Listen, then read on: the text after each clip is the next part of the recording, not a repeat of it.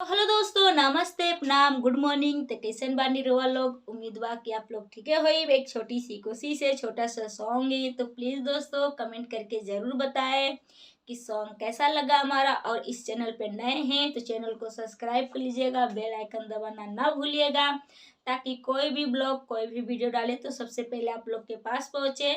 तो प्लीज़ प्यारा प्यारा कमेंट ज़रूर करिएगा। और ये हमारा सॉन्ग सुन करके ब्लॉग देख करके बताइएगा कि आप लोग को कैसा लगा। कमेंट बॉक्स में अपनी राय जरूर बताइएगा। तो सॉन्ग है हमारा, देही से देही के सटेदा, आज दुर्घटना घटेदा। देही से देही के सटेदा, आज दुर्घटना घटेदा। अपने मजा लेला हमरा के देला सजा जी।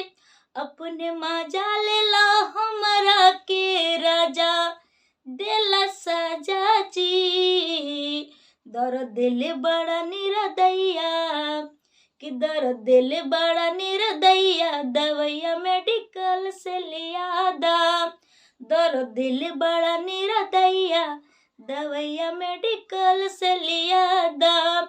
आज होई नहीं लव के लड़ैया, कि आज होई नहीं लव के लड़ैया, दवैया मेडिकल से लिया दा।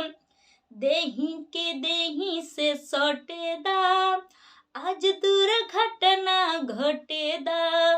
देही के देही से सटे दा, आज दुर्घटना घटेदा। अपने लेला मजा राजा जी, हमके देला साजा जी।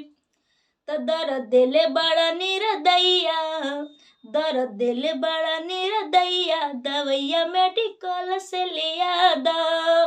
दर्द दिल बड़ा निरदैया, दवैया मेडिकल से लिया दा।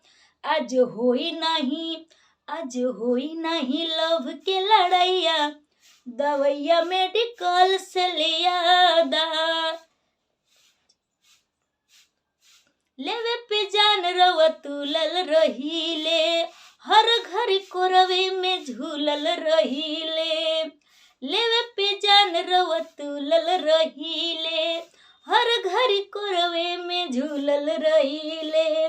दर्द दिल बड़ा निरदैया, दर्द दिल बड़ा निरदैया, दवैया मेडिकल से लिया दा। आज होई नहीं लव के लड़ैया, दवैया मेडिकल से लिया दा।